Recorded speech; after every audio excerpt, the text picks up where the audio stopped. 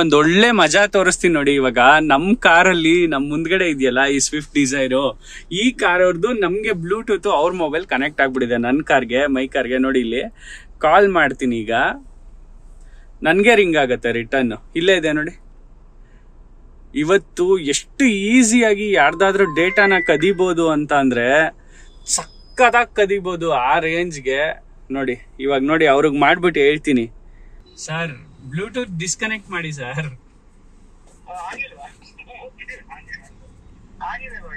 ಇಲ್ಲ ಸರ್ ಆಗಿಲ್ಲ. OnePlus 7 Poco X3 Pro ಮೂರೂ ಕನೆಕ್ಟ್ ಆಗಿದೆ. ನಿಮ್ದು ನಿಮ್ ಕಾರ್ದು 3 ಫೋನ್ಸ್ ನಂದು ಕನೆಕ್ಟ್ ಆಗ್ಬಿಟ್ಟಿದೆ. ದುಡ್ಡು ಗಿಡ್ಡೆಲ್ಲ ಟ್ರಾನ್ಸ್ಫರ್ ಮಾಡ್ಕೊಂಬಿಟ್ರೆ ಅಕೌಂಟ್ಗೆ ಕೋಟಿ ಕೋಟಿ ದುಡ್ಡು ಬಂದ್ಬಿಡುತ್ತೆ ಆಂಡ್ರಾಯ್ಡ್ ಇಂದ. ಬೆಂಗಳೂರಲ್ಲಿ ಪ್ರತಿದಿನ ಏನಿಲ್ಲ ಅಂತ ಅಂದ್ರೂ ಟ್ರಾಫಿಕ್ ಕೇಸಸ್ 10,000 ರಿಜಿಸ್ಟರ್ ಆಗ್ತಾವಂತೆ. ಫುಲ್ ಡಿಸಪಾಯಿಂಟ್ಮೆಂಟ್ ಆಗೋಯ್ತು. ಲಾಯರ್ ಜಗದೀಶ್ ಅವ್ರು ಯಾವಾಗ ಬಂದರೂ ಸಿಗ್ತಾ ಇದ್ರು, ಬಟ್ ಈಗ ಸ್ಟಾರ್ ಆಫ್ ದ ಕರ್ನಾಟಕ ಆಗಿರೋದ್ರಿಂದ ನಮಗೆ ಸಿಗ್ತಾ ಇಲ್ಲ. ಬಾಯ್. ವರ್ಕ್ ಮಾಡ್ತೀಯಾ? ಹೋಮ್ವರ್ಕ್ ಮಾಡ್ತೀಯಾ? ಹೋಮ್ವರ್ಕ್ ಮುಗಿಸ್ಬೇಕು. ಮುಗಿಸಿದಾದ್ಮೇಲೆ ಏನು ತರಬೇಕು ಬಿಶು? ಪಟಾಕಿ ತರಬೇಕಾ? ಸರಿ ತಗೊಂಬರ್ತೀನಿ, ಬರಲಾ? ಬಾಯ್, ಸಿ ಯು. ಆ ಪಟಾಕಿ ತಗೊಂಬರ್ತೀನಿ ನಾನು. ಬಾಯ್. ಪಟಾಕಿ ಅಂದ್ರೆ ಸ್ವಲ್ಪ ಉದ್ದ. ತರ್ತೀನಿ. ಬಾಯ್. ಫಿನಿಶ್ ಮಾಡಬೇಕು, ನಾನು ಹೇಳ್ತೀನಿ. ಬಾಯ್.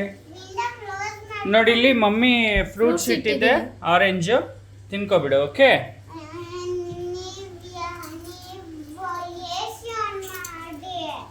ಸರಿ, AC ಆನ್ ಮಾಡ್ಕೊಂಡೆ ಕಾರ್ ಓಡಿಸ್ತೀನಿ. ಬಾಯ್. ಸರಿ ಸರಿ ಆಯ್ತು. ಸರಿ ಆಯ್ತು, ಬಾಯ್. Love you.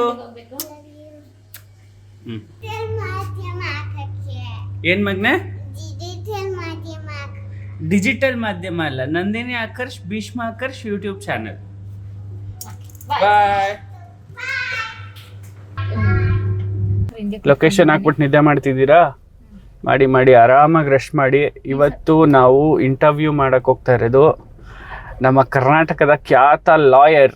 ಅವ್ರನ್ನ ಲಾಯರ್ ಅನ್ಬೇಡಿ ಅಂತ ಬಹಳ ಜನ ಹೇಳ್ತಾರೆ, ನಾವಂತೂ ಲಾಯರ್ ಅಂತಾನೆ ಕರೆಯೋದು.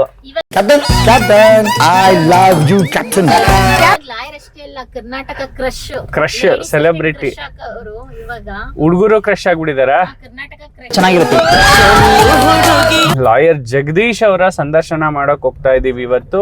ಲಾಯರ್ ಜಗದೀಶ್ ಅಂತನೂ ಕರ್ನಾಟಕಕ್ಕೆ ಬಿಗ್ ಬಾಸ್ ಇಂದ ಒಂದಷ್ಟು ಪರಿಚಯ ಆದ್ರೆ ಅವರ ಒರಟುತನದಿಂದ ನೇರ ದಿಟ್ಟ ಹೋರಾಟಗಳಿಂದಾನೇ ಒಂದಷ್ಟು ಪರಿಚಯ.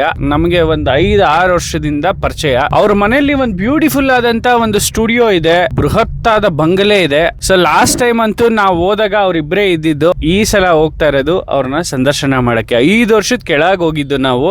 ಈಗ ನೋಡಿ 5 ವರ್ಷ ಹೆಂಗೋಯ್ತು ಅಂತ ಗೊತ್ತೇ ಇಲ್ಲ. ನಮ್ಮನ್ನ ನೋಡ್ತಿದ್ದಂಗೆ ನೀವೇ ನೋಡ್ತೀರಾ ಈ ವ್ಲಾಗ್ ಅಲ್ಲಿ ಅವರು ಹೇಗೆ ನಮ್ಮನ್ನು ರಿಸೀವ್ ಮಾಡ್ಕೊಳ್ತಾರೆ ಅಂತ. ಯಾಕೆಂದ್ರೆ ಗೊತ್ತಿಲ್ಲ, ಈಗ ಬ್ಯುಸಿ ಇದ್ದಾರೆ ಅವರು, ಬಟ್ ನಮ್ಮನ್ನು ಮರ್ತಿಲ್ಲ. ಎಷ್ಟೇ ಬ್ಯುಸಿ ಇದ್ರು ನಾನು ಫೋನ್ ಮಾಡಿದಾಗ ನಾವು ಬಿಗ್ ಬಾಸ್ಗೆ ಹೋಗೋದಕ್ಕಿಂತ ಮುಂಚೆನೆ ಜಗದೀಶ್ ಅವರ ಸಂದರ್ಶನ ಮಾಡಬೇಕಿತ್ತು. ಆದರೆ ಜಗದೀಶ್ ಅವರು ನನ್ಮಗೆ ಸಮಯ ಕೊಟ್ಟಿದ್ರು ಕೂಡ ಅವತ್ತಿನ ದಿನನೇ ನಮ್ಮ ತಂದೆ ತೀರೋದ್ರು.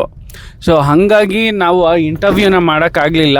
ನಮ್ಮ ತಂದೆ ಪುಣ್ಯ ಕಾರ್ಯಗಳಲ್ಲಿ ತೊಡ್ಕೊಂಡ್ವಿ. ಸೊ ಆಂಬುಲೆನ್ಸ್ ತೊಗೊಂಡು ನಾನು ಇಲ್ಲಿಂದ ಹೋಗಿ ಅದೊಂದು ದೊಡ್ಡ ಸ್ಟ್ರಗಲ್ಲು.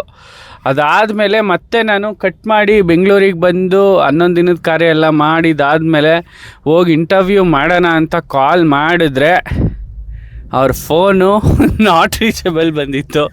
ಕಟ್ ಮಾಡಿದ್ರೆ ನಂದಿನಿ ಹೇಳಿದ್ದು ನನಗೆ, ಜಗದೀಶ್ ಇವಾಗ ಬಿಗ್ ಬಾಸ್ನ ಕಂಟೆಸ್ಟೆಂಟು ಈಗ ಎಲ್ಲಿ ಸಿಗ್ತಾರೆ ಬಿಡು ಅಂತ. ಬಟ್ ಬಿಗ್ ಬಾಸಿಂದ ಆಚೆ ಬರ್ತಿದ್ದಂಗೆನೆ ಮನೆಯಿಂದ ಎವಿಕ್ಟ್ ಆಗಿರೋ ಕಂಟೆಸ್ಟೆಂಟ್ ಅವ್ರ ಬಾಯಿಂದ ಅವ್ರು ಮಾಡಿರೋ ತಪ್ಪುಗಳು ಒಪ್ಕೋತಾರ ಅಂತ ಕೇಳೋದಕ್ಕೆ ಅವಕಾಶ ಕೊಡಬೇಕು. ನನ್ನ ಆಟದ ಬಗ್ಗೆ ನನಗೆ ಖುಷಿ ಇದೆ. ಕೆಲವೊಂದು ಘಟನೆಗಳು ಆಗಬಾರ್ದಾಗಿತ್ತು, ತುಂಬಾ ಬೇಸರ ಇದೆ. ರಂಜಿತ್ನ ಬಲಿಪಶು ಮಾಡ್ಬಿಟ್ರಲ್ಲ ಅನ್ಸ್ಕೊಂಡು ಹಂಸ ನಿನ್ ಕಣ್ಣಲ್ಲಿ ಬಂದು ನಾನು ಓಡಿಸಿದ್ದೀನಿ. ಒಬ್ಬ ಜೀವನದಲ್ಲಿ ಒಬ್ಬ ಹೀರೋ ಆಗ್ಬೇಕಾದ್ರೆ ಒಬ್ರು ಅಪೋಸ್ ಮಾಡೋದು ಬೇಕೇ ಬೇಕು. ಅಂಡ್ ನನ್ನೊಂದು ರಿಕ್ವೆಸ್ಟ್ ಇದೆ, if possible take me back.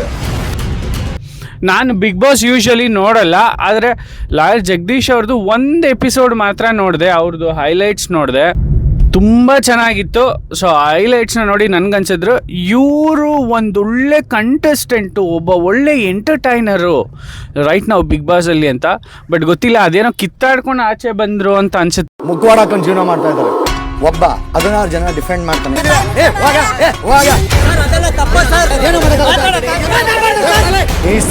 ಯಾವನೇ ಆಗಿರ್ಬೋದು, ಇದುವರೆಗೂ ಬಿಟ್ಟಿಲ್ಲ. ನನ್ ಗಂಟೆ ಗೌರವ ನನ್ಗೆ ಆಚೆ ಕಡೆ ಚೆನ್ನಾಗಿದೆ. I myself is a big boss. It's better throw me out. ನೋಡಿ, ಇನ್ನು ಕಾರ್ ಸ್ಟಾರ್ಟ್ ಮಾಡಿ ಒಂದು 20 ನಿಮಿಷ ಆಗಿಲ್ಲ, ಆಲ್ರೆಡಿ ಫುಲ್ಲು ಮಲಗ್ಬಿಟ್ಟವಳೆ. ಸೊ ಲಾಯರ್ ಜಗದೀಶ್ ಅವರ ಮನೆಗೆ ಹೋಗೋಕ್ಕೆ ಸುಮಾರು ನಾವಿರೋ ಲೊಕೇಶನಿಂದ 1.5 ಗಂಟೆ ಇದೆ.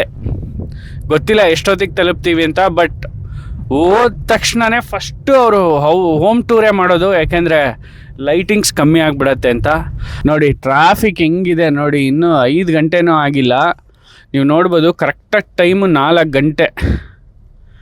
4 ಗಂಟೆಗೆ ಈ ರೇಂಜಿಗೆ ಟ್ರಾಫಿಕ್, ಯಾಕೆಂದರೆ ಸ್ಕೂಲ್ ಮಕ್ಕಳು ಅವರು ಇವರು ಹೋಗೋರು ಬರೋರು ಎಲ್ಲ ಇರ್ತಾರಲ್ಲ, ಫುಲ್ ಟ್ರಾಫಿಕ್ಕು. ಒಂದು ಒಳ್ಳೆ ಮಜಾ ತೋರಿಸ್ತೀನಿ ನೋಡಿ. ಇವಾಗ ನಮ್ಮ ಕಾರಲ್ಲಿ ನಮ್ಮ ಮುಂದ್ಗಡೆ ಇದೆಯಲ್ಲ ಈ ಸ್ವಿಫ್ಟ್ ಡಿಸೈರು, ಈ ಕಾರ್ ಅವ್ರದ್ದು ನಮಗೆ ಬ್ಲೂಟೂತ್ ಅವ್ರ ಮೊಬೈಲ್ ಕನೆಕ್ಟ್ ಆಗಿಬಿಟ್ಟಿದೆ ನನ್ನ ಕಾರ್ಗೆ, ಮೈ ಕಾರ್ಗೆ. ನೋಡಿ ಇಲ್ಲಿ ಕಾಲ್ ಮಾಡ್ತೀನಿ, ಈಗ ನನಗೆ ರಿಂಗ್ ಆಗುತ್ತೆ ರಿಟರ್ನ್. ಇಲ್ಲೇ ಇದೆ ನೋಡಿ.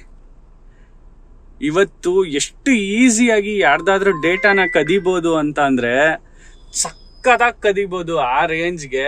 ನೋಡಿ ಇವಾಗ ನೋಡಿ ಅವ್ರಿಗೆ ಮಾಡ್ಬಿಟ್ಟು ಹೇಳ್ತೀನಿ. ಇಲ್ಲಿ ನೋಡಿ ಪೋಕ್ಸೋ 3 ಮತ್ತೆ OnePlus ಇದ್ಯಾರ್ದೋ ಇನ್ನೊಂದು ಕನೆಕ್ಟ್ ಆಗ್ಬಿಡ್ತು. ಇವಾಗ ಏನಿವತ್ತು ಹಿಂಗೆ ಆಗ್ತಾ ಇದೆ ಗೊತ್ತಾಗ್ತಾ ಇಲ್ಲ, ಒಂದೊಂದು ಕಾಲ್ ಕನೆಕ್ಟ್ ಆಗ್ತಿದೆ.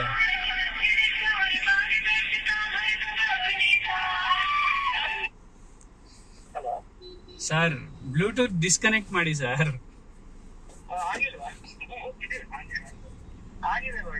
ಇಲ್ಲ ಸರ್ ಆಗಿಲ್ಲ. OnePlus 7 Poco X3 Pro 3 connect ಆಗಿದೆ.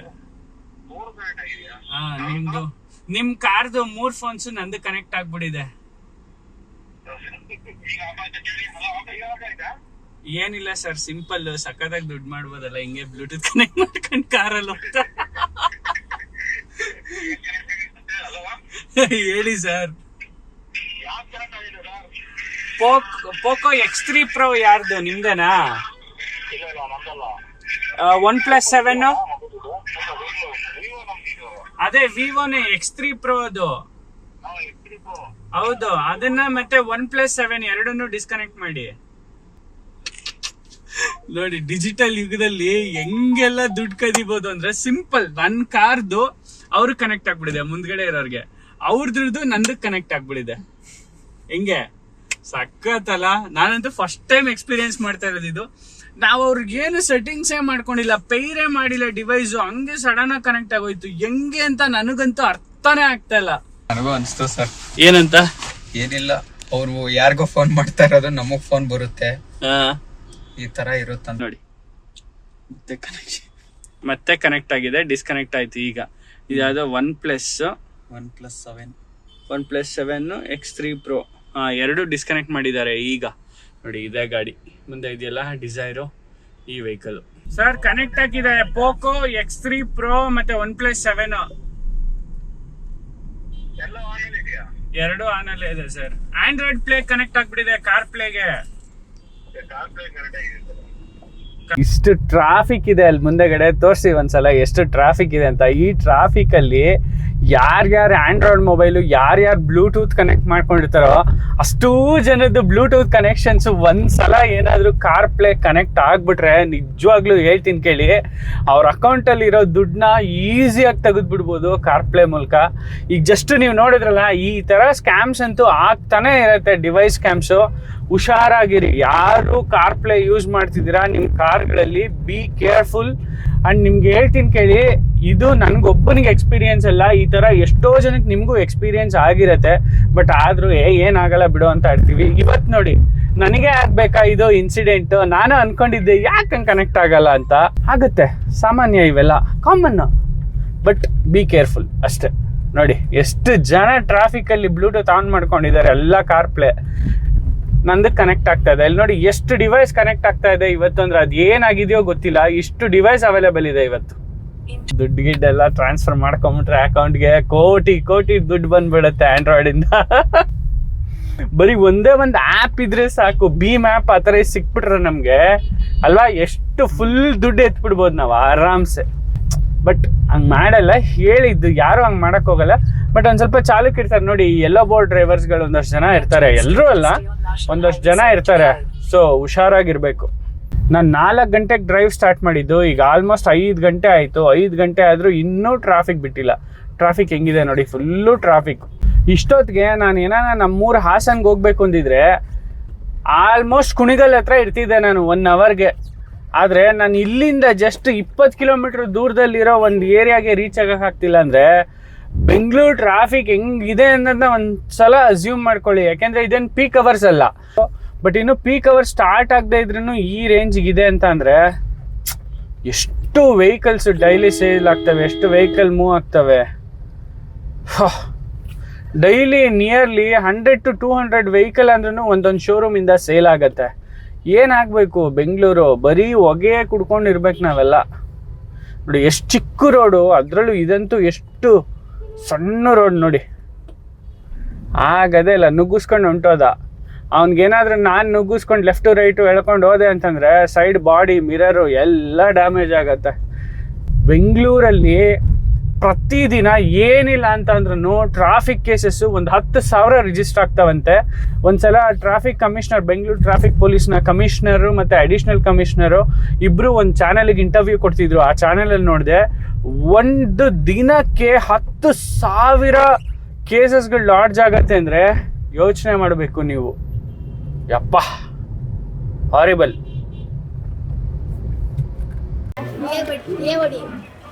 ಸೊ ಫೈನಲಿ ಅಂತೂ ಇಂತೂ ಲಾಯರ್ ಜಗದೀಶ್ ಅವರ ಮನೆ ಹತ್ರ ಬಂದ್ವಿ. ನೋಡಿ ಇದೆ ಲಾಯರ್ ಜಗದೀಶ್ ಅವ್ರ ಮನೆ.